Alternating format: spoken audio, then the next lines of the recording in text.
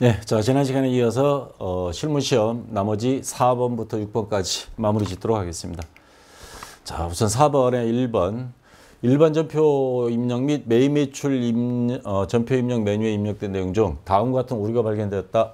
입력된 내용을 확인하여 정정하시오. 6점인데 요 1번 문제가 문제를 잘 이해해야 됩니다. 저도 이런 형태의 문제는 좀 생소하게 처음 봤어요. 문제만 잘 이해하면 어려운 문제는 아닌데, 자, 요 수정 문제 같은 경우는 항상 먼저 검색부터 하라 그랬죠. 그래야 이게 문장이 빨리 이해가 된다고. 그래서 7월 25일자라고 되어 있습니다. 그래서 7월 25일을 가서 봤더니, 자, 7월 25일 차변에 세금과 공과, 대변에 보통예금 이렇게 입력이 되어 있습니다. 금액은 972만 4천 원. 근데 이렇게 회계 처리한 세금과 공과금은 여기서부터가 이제 잘못됐다는 거죠. 2018년 1기 확정신고 기간에 대한 부가가치세를 보통예금에서 인터넷 뱅킹을 통해 납부한 것이다. 자, 보통예금 통장에서 납부했어요. 근데 세금과 공과를 납부한 걸로 처리를 했는데 뭐라고 돼 있냐면 부가가치세를 납부한 거다 이 말입니다. 부가가치세는 여기다가 세금과 공과라고 적지 않아요. 자, 그리고 또 보면 회사는 6월 30일자로 부가가치세와 관련한 회계 처리를 이미 하였다. 이것도 이중삼중으로 헷갈리게 만들었죠. 그러면 6월 30일 가서 보면 정확해지겠죠. 부가가치세를 어떻게 회계 처리했는지. 자, 6월 30일을 가서 봤더니 이렇게 돼 있습니다. 차변의 부가세 예수금, 대변의 부가세 대급금, 그리고 대변의 미지급 세금에서 아까 그 금액이 있어요. 972만 4천 원. 그러니까 부가세 예수금 대급금을 퉁치고 우리가 납부할 부가가치세가 얼마냐 봤더니 972만 4천 원을 거래처는 영등포 세무서에 1기 확정 부가세를 신고했고 이걸 납부할 거라는 거죠. 그래서 미지급 세금이라는 계정 과목으로 6월 30일 날 이미 했는데 7월 25일 날이 1기 확정 신고 세금까지 납부해야 되는 날이에요. 신고 및 납부. 그러면 요거를 납부한 거예요. 이거를 보통예금에서 부가가치세를 보통예금에서 인터넷 뱅킹을 통해 납부한 것이다. 그러면 미지급 세금은 부채거든요. 부채가 차변으로 오고 대변에 보통예금 이렇게 했어야 되는데 이거를 어떻게 분개했다는 거예요. 자, 미지급 세금 이렇게 해야 되는데 차변에 뭐라고 아까 돼 있었죠? 네, 세금과 공과 이렇게 돼 있었던 겁니다. 그러니까 미지급 세금 할 걸 세금과 공과로 잘못 입력됐으니까 이걸 수정해라 하는 문제입니다. 별건 아닌데 문제를 이해하기가 조금 난해할 수는 있습니다. 물론 사람에 따라서 한 번에 이게 무슨 말인지 알아먹겠다 하면 상관없고요. 자, 그래서 아까 문제에 있던 요 세금과 공과 817번을 미지급 세금으로, 요거 261번 미지급 세금으로 이렇게 수정해 주면 되겠습니다. 다른 건 손댈 필요 없습니다. 계정 과목만 하나 바꿔주면 되겠습니다. 자, 2번 문제 10월 12일입니다. 그래서 10월 12일은 근데 여기 보면 부가가치세 별도 뭐 표시가 있어요. 그럼 매입 매출 전표 입력.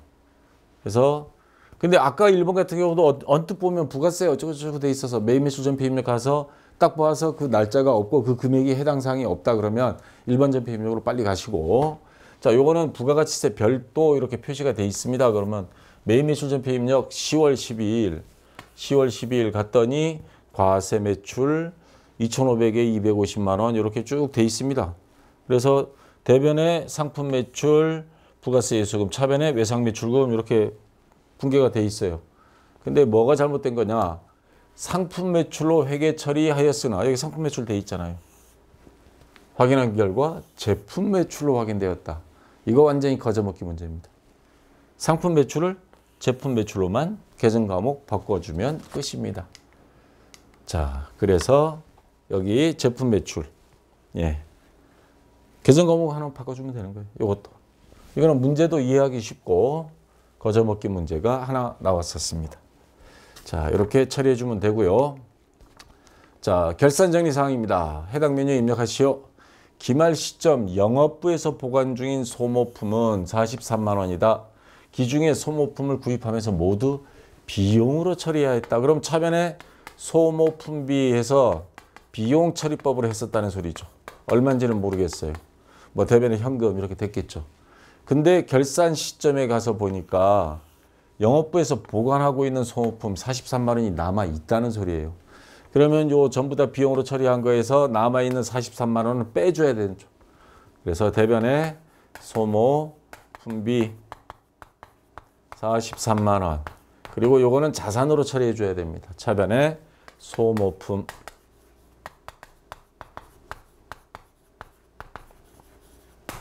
자, 근데 실제 실무에 가면요. 이거 자산으로 처리해 주고 비용 빼주면 세금만 더 내잖아요. 자, 그냥 비용 처리로 해두고 그냥 놔둡니다. 이거 일부러 우리 전산회계 시간에 배웠으니까 또 했다가 한 소리 먹습니다. 안 하는 게 좋습니다. 어떻게 보면 세금은 안 내려고 하는 게 회사니까. 자, 그래서 차변에 소모품 43만 원, 대변에 소모품비 43만 원. 자, 2번 문제입니다. 현금 과부족에 대한 건데 기말 현재 실제 현금 보유액은 85,500원, 장부는 7만 원입니다. 실제가 많아요. 항상 장부만 뜯어 고칠 수 있죠. 두 개 금액 맞추려면 장부에 얼마? 15,500원을 더해줘야 됩니다. 그래야 두 개가 같아져요. 그러면 장부에 15,500원을 더한다는 건 지금 우리가 하는 게 장부에 하는 거잖아요. 현금 15,500원 하면 장부상에 15,500원이 많아집니다. 자, 문제는 평상시 같으면 현금 과부족을 적어요. 그리고 원인을 찾기 시작합니다. 근데 기말입니다. 12월 31일이에요. 현금 과부족 적을 시간이 없습니다. 바로 처리해야 됩니다. 원인을 하루 종일 찾아봤는데 그날 못 찾으니까 할 수 없이 장부는 마감해야 되고, 그럼 원인을 알 수 없다 되어 있습니다. 그러면 돈이 들어왔다. 좋은 일이죠. 장부상에 돈을 적었다는 거는 들어온 걸로. 그러면 잡이익. 그리고 대변에는 적을 수 있는 게 수익밖에 없잖아. 잡이익 아니면 잡손실인데 둘 다 영업의 수익 아니면 영업의 비용인데 대변에 적을 수 있는 게 대변에 잡손실은 못 적잖아요. 그래서 잡이익 15,500원. 자, 이것도 복잡한 문제는 아닙니다. 요거 바꿔치기만 안 하면 됩니다. 현과부족. 그래서 차변에 현금 15,500원, 대변에 잡이익 15,500원. 자, 이렇게 처리하면 되겠습니다. 자, 3번. 요것도 거저먹기죠. 결산자료, 기말재고자산에 대한 건 결산자료 입력만 하면 됩니다. 자, 최근 들어서는 전산회계 2급도 결산자료 입력 메뉴를 옛날에 있었던 거 없앴다가 다시 복귀시켜 놨습니다. 그래서 기말 상품 재고액 얼마다 나오면 차변에 상품 매출원가 뭐 상품 이렇게 적었던 거 아주 쉽게 요즘 하고 있습니다. 자, 요거 결산자료 입력 가서 원재료 제품 매출원가의 원재료비에 쭉 가다 보면 기말 원재료 재고액 10번 동그라미 10번 자리에 가서 230만 원 요 그대로 입력해 주면 되고요. 제공품 단기 총 제조 비용이 있는 데 가보면 기말 제공품 재고액 이것도 동그라미 10번 자리에 있습니다. 자, 450만 원 입력해 주면 되고 제품 1,060만 원 마찬가지 단기 완성품 제조원가에 또 동그라미 10번 다 동그라미 10번이에요. 기말 제품 재고액 1,060만 원 그리고 제일 중요한 거 꼭 전표 추가. 요 위에 있죠. 위에. 자, 전표 추가 눌러줘야 됩니다. 자, 이제 조회 문제입니다. 아직도 조회는 약간 헷갈리죠. 다음 사항을 조회하여 답안을 이론 문제 답안 작성 메뉴에 입력하시오. 제1기 부가가치세 확정 신고 기간 4월에서 6월까지 과세 표준 금액은 얼마인가? 요것 때문에 제가 아까 이론 설명할 때 과세 표준 요거를 화면을 부가가치세 신고서 화면을 보여줬습니다. 그러면 어느 장부를 뒤질 거냐? 부가가치세 신고서 요건 나왔죠. 과세 표준은 거기 가서 볼 수 있습니다. 부가가치세 신고서 보면 과세 표준 및 매출세액 우리가 구할 건 요게 과세 표준이고 요건 세액입니다. 매출세액 쭉 내려와서 합계 요 금액 어느 게 과세 표준인지 못 찾고 헤매지 마시고 요거 아까 이론에서 다 설명했죠. 뭐 영세, 뭐 여기 직수출 여기 다 들어간 겁니다. 그래서 3억 4,928만 5천 원을 금액은 얼마인가 했으니까 요거를 입력만 해주면 되겠습니다. 몇 초 안 걸리죠 이거? 아 날짜 1기 부가가치세 확정 신고니까 4, 5, 6월입니다. 4월 1일부터 6월 30일까지 3개월. 자, 요것만 잘해주면 되겠습니다. 자, 그 다음 2번 문제. 3월 31일 현재 투자 자산은 얼마인가 하면 시산표 가도 되고요. 그 다음에 월계표 가도 되고 다 되고 근데 여기 보니까 전기말 대비 그럼 2년치가 나와야 되는 장부입니다. 2년치 나오는 장부는요. 재무제표밖에 없습니다. 손익계산서, 재무상태표, 보고식. 그래서 투자자산은 재무상태표를 봐야 되겠죠. 그래서 3월 31일 현재입니다.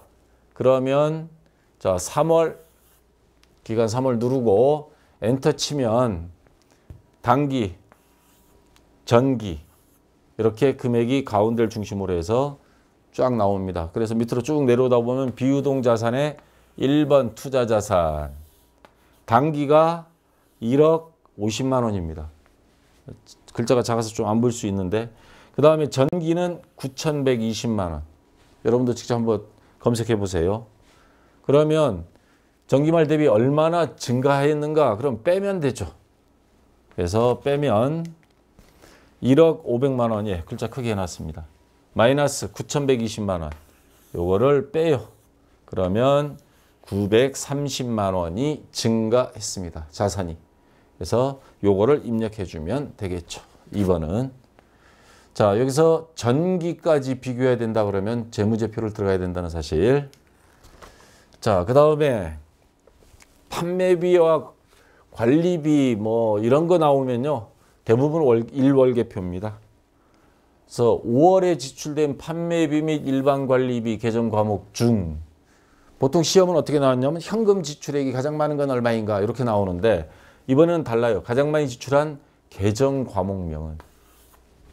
그러면 자 1월계표 들어가서 월계표 5월입니다. 5월부터 5월까지. 그리고 개정 과목 나눠보면 5번 판매비 및 일반 관리비가 있어요. 그럼 요 밑에 자 쫄개들 있죠. 급여에서부터 수수료 비용까지가 판매비 및 일반 관리비입니다. 그러면 여기 쭉 와서 요건 합계 금액이에요. 자 340만 원, 136만 쭉 오다가 여기 보니까 520만 원짜리 됐다마는 게 하나 있어요. 뭔가에서 쭉 봤더니 수수료 비용이 여기는 굉장히 많습니다. 뭔 놈이 수수료 비용을 지출하기 많은지 대부분은 급여가 많아야 되는데 직원들 월급은 얼마 안 줬네요. 340만 원. 자, 수수료 비용 520만 원. 요 금액을 입력해 주면 금액이 아니네. 개정 과목명은 했으니까 수수료 비용을 입력해 주면 되겠습니다. 수수료 비용, 개정 과목. 자, 여기까지 해서 자, 천산액 1급 77회 이론에서만 조금 조심하고 그러면 난이도는 이 점수가 나올 정도로 좀 무난했던 것 같습니다. 자, 수고하셨고 78회 시험 보시는 분들 열공해서 꼭 좋은 결과 합격 수기 한번 기대해 보겠습니다. 자, 나중에 78회에서 뵙겠습니다. 자, 수고했습니다.